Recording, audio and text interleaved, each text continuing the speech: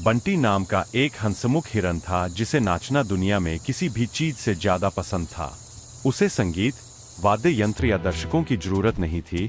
उसके आसपास की कोई भी हल्की सी आवाज उसे थिरकने के लिए काफी थी।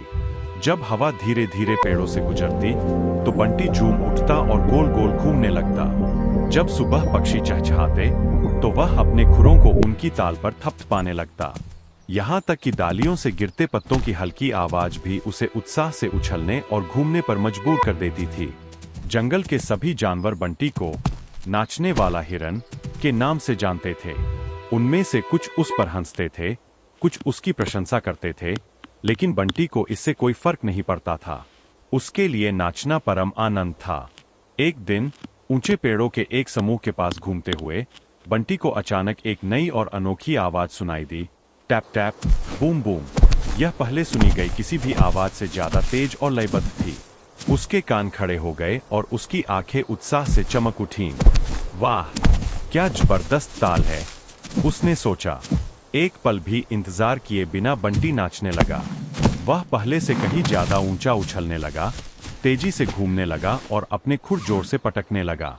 उस अनोखी लय ने उसे ऐसा महसूस कराया जैसे वह अपने जीवन का सबसे बेहतरीन रीते कर रहा हो। उसने यह देखने के लिए भी नहीं रुका कि आवाज कहाँ से आ रही है। असल में यह आवाज एक कठफोड़वा पक्षी द्वारा पेड़ के तने पर अपनी चोंच मारने से आ रही थी। पक्षी तो बस अपना काम कर रहा था, लेकिन बंटी को यह किसी भव्य संगीतमय प्रस्तुति की तरह लग रहा था। बंटी बेतहाशा नाच रहा था कि उसे कदमों का पता ही नहीं चला। अचानक उसका खुर जमीन पर फिसल गया। अरे नहीं, उसने सोचा, लेकिन बहुत देर हो चुकी थी। वह आगे की ओर लुढ़का और पास की एक छोटी पहाड़ी से नीचे गिरने लगा। बार बार लुढ़कता रहा, पैर हवा में, जब तक कि आखिरकार ताजी हरी घास के ढेर पर एक हल्की सी हूश की आवाज के साथ नहीं गिरा।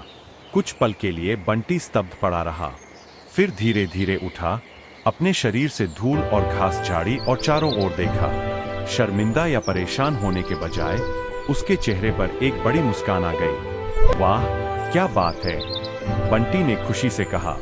अब तक का सबसे बेहतरीन डांस। और इतना कहकर वह हंसा और खुशी खुशी चला गया, मानो अगली बार जब भी उसे हल्की सी भी आवाज सुनाई दे वह फिर से नाचने के लिए तैयार हो।